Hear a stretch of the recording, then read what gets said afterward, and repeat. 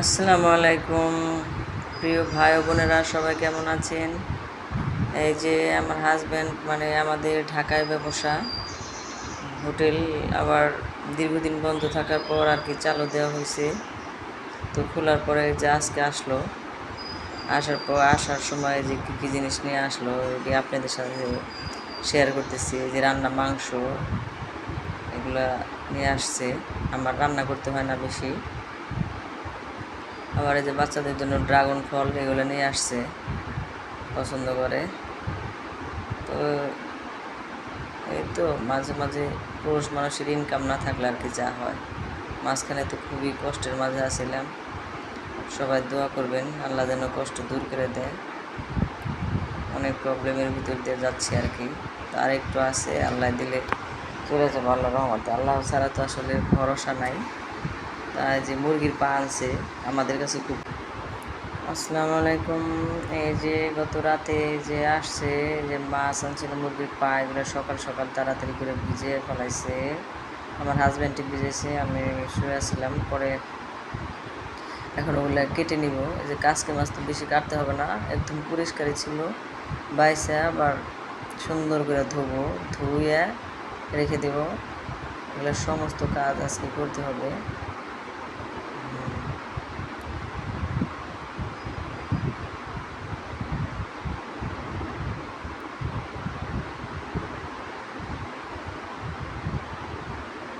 এই সব করতে হয়, পরিষ্কার করে রাখানো লাগে। মাছ আমার বেশি এমনি খাইতে ভালো লাগে না, খালি ধোয়ার আলসিতে। কারণ মাছ খাইলে তো প্রচণ্ড ধুইতে হবে, আমার মন মতো না হলে আমি খাইতেই পারবো না মাছ। তো এটা খুব স্বাদের মাছ, গুলশা মাছ, কাসকি মাছ, এগুলো আমার খুব প্রিয়।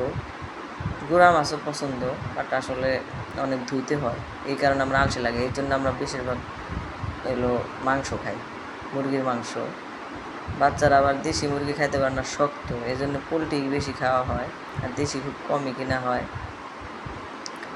পোলট্রি প্রতি সময় খাওয়া হয়, যেটা খাইতে যাবো ওইটার মধ্যে ভেজাল, পাঙ্গাসে ভেজাল, পোলট্রিতে ভেজাল। আসলে খাবো কি, কিছু করার নাই, তারপরেও খাইতে হবে, কারণ উপায় নাই। এই যে গাছ হয়েছে বাড়িতে, আল্লাহ দিলে যে পেঁপে গাছগুলো বড় হলে আর কোনো চিন্তা নাই, গাছের পেঁপে খেতে পারবো।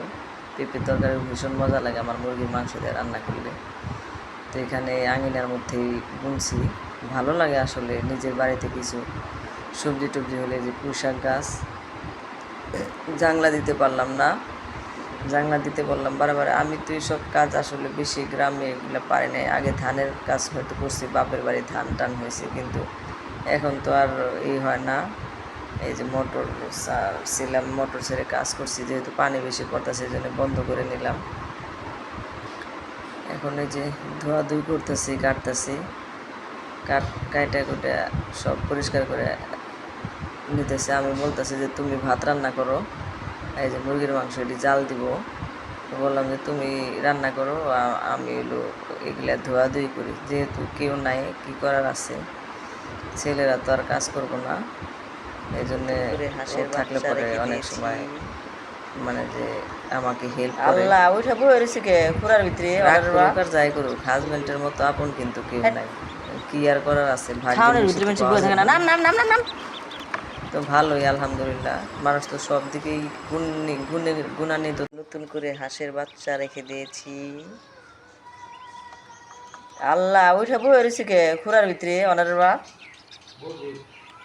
হ্যাঁ, খাওয়ানোর ভিতরে মানুষ বই থাকে না। নাম নাম নাম নাম নাম।